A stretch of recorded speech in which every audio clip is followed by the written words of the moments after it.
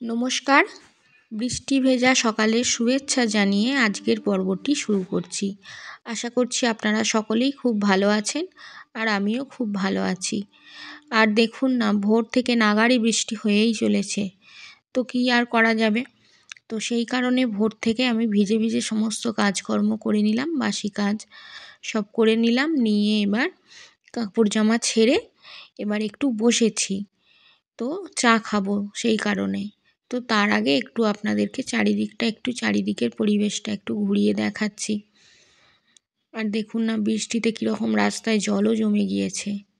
আর এদিকে দেখুন, আমাদের একটা কাঁটা মুকুটের গাছ আছে, খুব সুন্দর তাতে ফুল ফুটেছে, তাই না? খুব ভালো লাগছে। ওর বাপির কাজের জায়গার একজন স্টাফ দিয়েছিল। তো যাই হোক, এবার চাটা ঢেলে নিচ্ছি, নিয়ে চা একটু খেয়ে নিই। আমার হাজব্যান্ড আর ছেলে পরে খাবে, কারণ হাজব্যান্ড উঠে পড়েছে কিন্তু ছেলে এখনও ঘুম থেকে ওঠেনি। তো ওরা একটু পরে খাবে, তো খাক, আমি একটু চাটা খেয়ে নিই, নিয়ে এবার রান্নার দিকে যাব। আর শাশুড়ি মা ওদিকে আনাজ সবজি কুটে ফেলেছে অনেকটাই।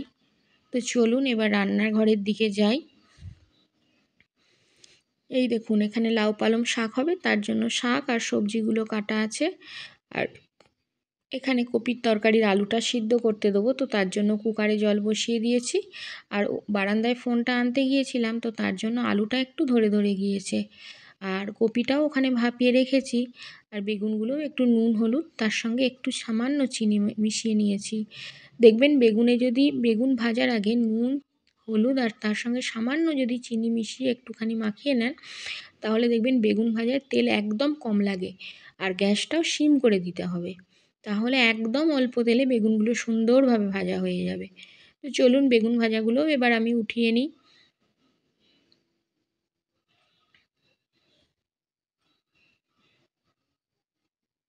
আর আমাদের বাড়ির সবাই না বেগুন ভাজা দিয়ে রুটি খেতে খুবই ভালোবাসে, ছেলে বা আমার শাশুড়ি, আমিও খুব ভালোবাসি।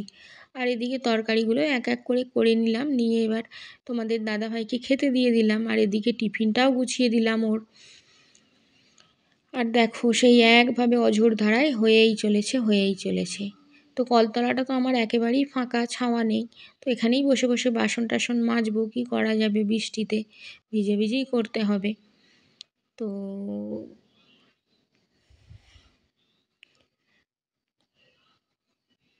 এই তো বাসনও আমি মাজতে বসে পড়লাম। তো ছাতাটা একটা খাটিয়ে নিয়েছি, যাহাই করে ওদিকে একটা তার লাগানো আছে, আর এদিকে সদরের মাথার ওপরে দুদিকে দুটো সাপোর্ট দিয়ে আমি একটা ছাতা লাগিয়ে নিয়েছি। কিন্তু তার সত্ত্বেও ভিজে যাচ্ছি, অতটা উঁচুতে তো, আর বৃষ্টির জলটা চারিদিক থেকে পড়ছে, তাও ভিজে যাচ্ছি। তো কী আর করা যাবে, তাড়াতাড়ি করে বাসনগুলো মেজে নিই, নিয়ে আমি এবার সমস্ত কাজকর্ম করে নেব, নিয়ে এবার আমি সকাল করে স্নানও করে নেব। আর জানেন, সকালে আজকে কিছু খাওয়াও হলো না তাড়াহুড়ো করতে গিয়ে। আর এদিকে বাসনগুলোও আমার মাজা হয়ে গেল। আর গাড়িটা তোমাদের দাদাভাইকে বললাম যে চাপা দিয়ে রাখো, তো ও আর গাড়িটা চাপা দিল না, তাই বৃষ্টির ঝাপটায় গাড়িটাও ভিজে যাচ্ছে। আর এদিকে এবার ঘর বারান্দা মুছবার জন্য চলে এসেছি, তার আগে একটু ভালোভাবে ঝাঁট দিয়ে দিই। আর ঝাঁট না দিয়ে ঘর বারান্দা মুছলে মানে কী হয় বলো তো, পুরো একদম ঘরগুলো কাদা কাদা হয়ে থাকে, যার জন্য দেখতে একদমই ভালো লাগে না। খাটুনি হয় কিন্তু কাজের কাজ হয় না। তো তার জন্যই ঘর বারান্দাগুলো আগে ভালোভাবে ঝাঁট দিয়ে নিচ্ছি, তারপর মুছবো। এটা আমার প্রত্যেক দিনের অভ্যাস। আগে সমস্ত ঘর বারান্দা এক এক করে ঝাঁট দেব, তারপর মুছবো। আর যেদিন আমি নাতা বালতি নিয়ে ঘর মুছি, সেদিন আমি প্রত্যেকটি ঘরের খাটের নিচে, তারপরে জানালাগুলো সমস্ত ভালোভাবে মুছে পরিষ্কার করে নিই। লাঠি দিয়ে তো এগুলো আর অত ভালোভাবে করা যায় না, তাই নাতা বালতি দিয়ে যেদিন মুছি সেই দিনই করে নিই। আর সপ্তাহে 2 দিন আমি নাতা বালতি দিয়ে ঘর বারান্দা মুছি। আর এদিকে বারান্দাটাও মুছে নিচ্ছি, হাঁটুগুলো ভীষণ ব্যথা ব্যথা করছে, তো সেই কারণে একটু দাঁড়িয়ে দাঁড়িয়ে মানে এই উবু হয়ে আর কি ঘরগুলো মুছে নিচ্ছি।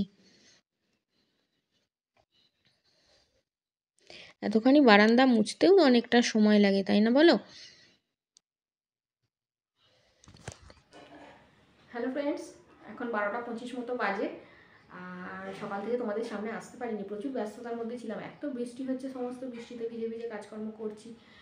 তো তার জন্য আর একেবারে চান টান করে নিলাম, নিয়ে এই তোমাদের সামনে এলাম। তো আর দেখো আজকে একটা নাইটি পরে নিয়েছি, কেন বলো তো, সমস্ত সব ভিজে, বাসি কাপড় একটা ধুয়ে দিয়েছি সেটা ভিজে, তার সঙ্গে সায়া ব্লাউজ আছে, আবার এখন স্নান করলাম, সব সায়া শাড়ি ব্লাউজ সব ধুয়ে দিলাম, সেগুলো এক ভিজে। এবার কত শাড়ি আলমারি থেকে বার করে করে পরবো বলো না, তো তার জন্য এবার একটা নাইটি পরে নিলাম। নাহলে নাইটি আমি খুব একটা পরি না, তো যাই হোক পরে নিলাম। আর এবার ভাবছি মাঝে মাঝে বাড়িতে একটু নাইটিও পরবো। আর অনেকগুলো চুড়িদার আছে জানো তো, চুড়িদারগুলো না একটু কালার ফেড হয়ে গেছে, সব বাইরে পরে পরে যাই তো কালার ফেড হয়ে গেছে, এবার ওগুলো আর পরে বাইরে কোথাও যাওয়া যায় না সেরকমভাবে। তো সেই জন্য ভাবছি চুড়িদারগুলো এবার বাড়িতে এক এক করে পরবো। এবার তোমাদের দাদাভাইকেও জিজ্ঞেস করলাম যে কি ও বাড়িতে চুড়িদারগুলো পরবো, বলে পরো না, সমস্যা নেই। এবার ছেলেও বড় হয়েছে, ওরও একটু মতামতের দরকার আছে। আর ছেলেকেও জিজ্ঞেস করলাম যে বাবুরে বাড়িতে চুড়িদারগুলো পরে ফেলবো, নষ্ট হয়ে গিয়েছে তো। তো ছেলেও বললো যে মা পরো না, অসুবিধা কিছু নেই। তো ভাবছি এবার চুড়িদারগুলোও পরবো। তো যাই হোক, এবার সমস্ত সব কাজকর্ম করে জলে ভিজে ভিজে বৃষ্টির মধ্যে, বাপরে শীত ধরে গেছে, বৃষ্টির মধ্যে ভিজে ভিজে কাজকর্ম করে এই স্নান টান করে তোমাদের সামনে আসতে পারলাম যেন। এখন মাথার চুলও আঁচড়ায়নি আর সিঁদুর টিঁদুরও পরিনি। তো এবার এক এক করে পরবো। আর ছেলেটাও পড়তে গিয়েছিল, ও বাড়ি এলে এবার স্নান করছে। এবার ওরও স্নান হয়ে গেলে এবার ভাত টাত খাবো, খাওয়া দাওয়া করবো। তো সাথে থাকো।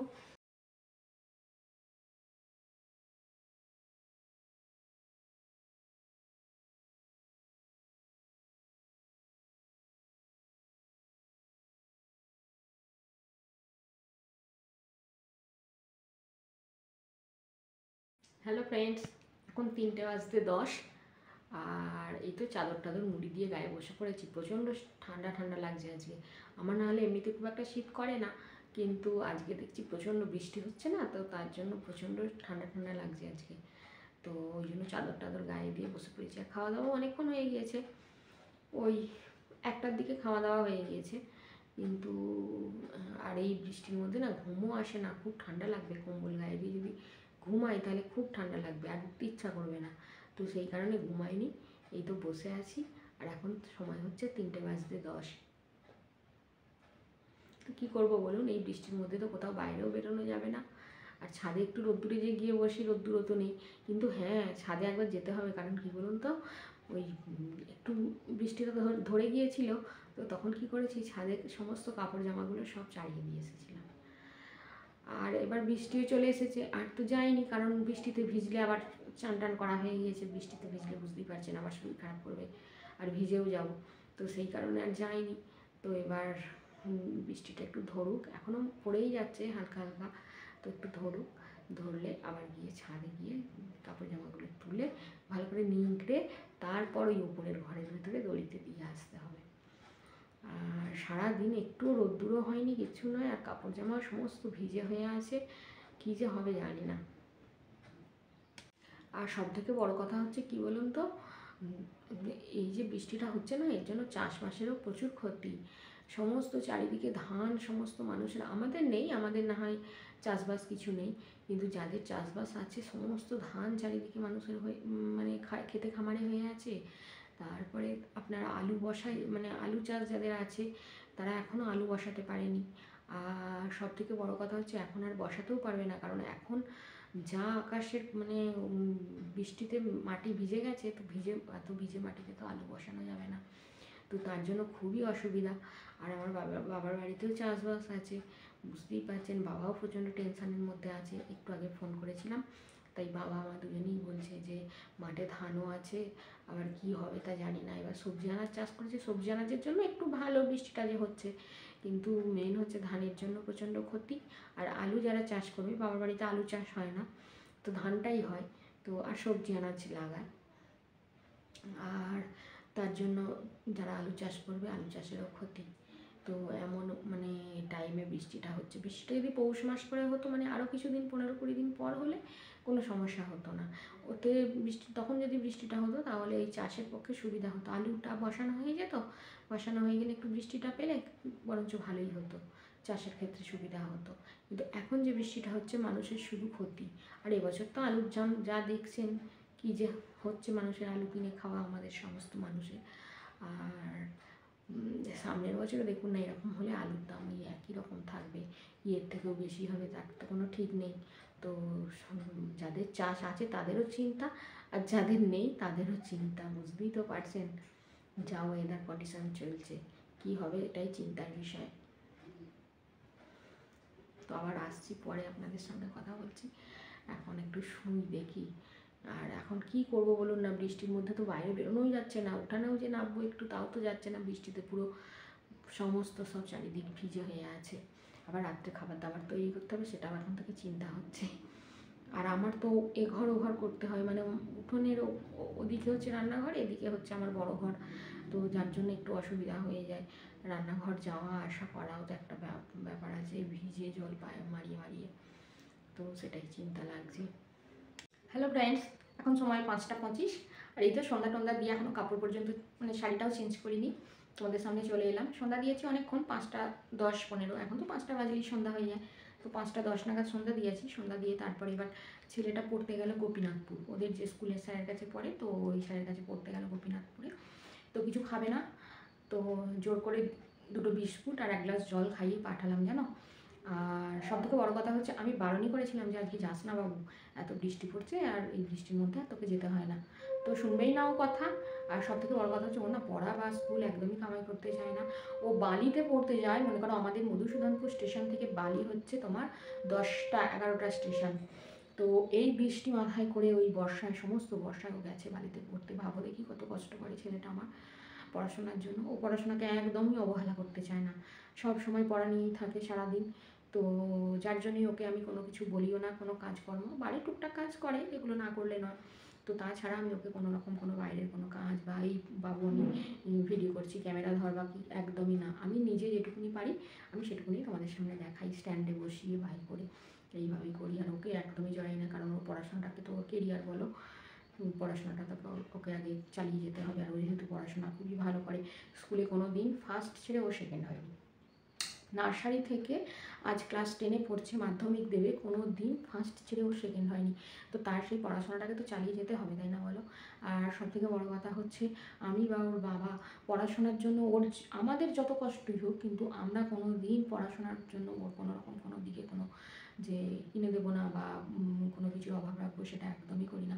আমাদের যত কষ্টই হোক, ওর বাবা বলে যে ওর খাতা বই বা যে সমস্ত পড়াশোনার সামগ্রী লাগে সেগুলো একদমই কোনো রকম কোনো কম্প্রোমাইজ করা যাবে না, ওগুলোকে কিনে দিতেই হবে। তো এই হচ্ছে ব্যাপার জানো। তো খাবে না, তাড়াহুড়ো করে চলে যাচ্ছিলো, তো জোর করে সোয়েটার টোয়েটার পরিয়ে আর করে তারপরে পাঠালাম। কিছু না হলে আমাদের বাড়ি থেকে জানো মোটর দেওয়া, ওর সাইকেলে মোটর লাগিয়ে দেওয়া হয়েছে, সাইকেলে মোটর দেওয়া সাইকেলটা নিয়েই যায়, অত দূরে দূরে পড়তে যায় বলেই সিঙ্গুরে যায় পড়তে, তারপরে গোপীনাথপুরে যায় পড়তে। তো তার জন্য ওর বাবা কী করলো জানো, সাইকেলে মোটর লাগিয়ে দিল, যে না ছেলেটা আমার অত কষ্ট করে প্যাডেল করে যেতে, খুব কষ্ট করে। গরমকালে কীরকম গরম বলো তো, ওই গরমকালে যাওয়া আসা করা, সকালে এসে আবার সিঙ্গুরে পড়তে যায়, সকালে পড়তে যায় মাস্টারমশাইয়ের কাছে, তো আবার সেই গরমের মধ্যে এসে আবার সেই স্কুল যাওয়া, স্কুল থেকে আবার হন্তদন্ত হয়ে এসে আবার 4টে 10-এর ট্রেনে, 4টে 27-এর ট্রেনে বালি যাওয়া, মানে খুবই ওর পক্ষে কষ্টকর হয়ে যায়। তো তার জন্য ওর বাবা আবার সাইকেলে মোটর লাগিয়ে দিল, তো মোটর লাগানো সাইকেলটা নিয়ে যায়।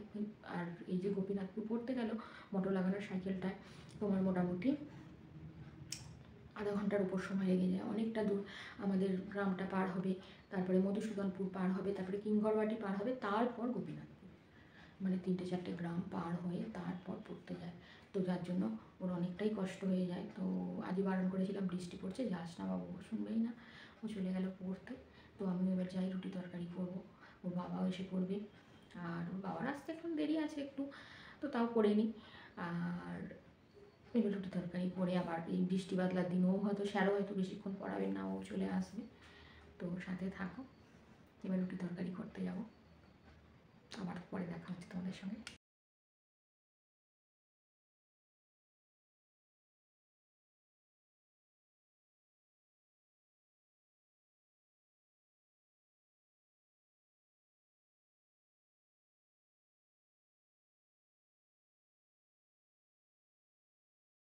আর এখন 7টা 10 মতো বাজে, তো এখন চলে এলাম রান্নাঘরে।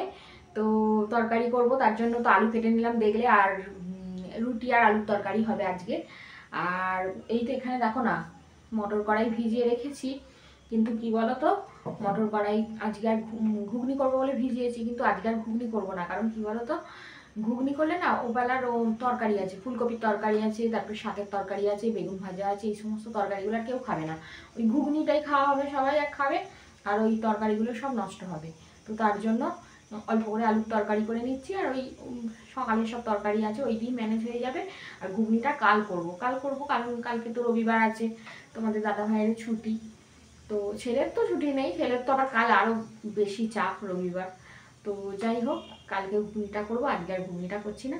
আজকে ওই আলুর তরকারি আর সকালের সব তরকারি আছে ওই দিয়েই ম্যানেজ হয়ে যাবে। আর এই ঠান্ডায় না ভালোও লাগছে না। আর এই মেঘলা বৃষ্টি ওয়েদার, সবসময় একটা স্যাঁতস্যাঁতে ওয়েদার, তো যেন ঘর থেকেই বেরোতে ইচ্ছা করছে না। তাও কি করবো বলো, করতে তো হবে, কিছু করার নেই। তো চলো এবার এক এক করে করি খাবার দাবার।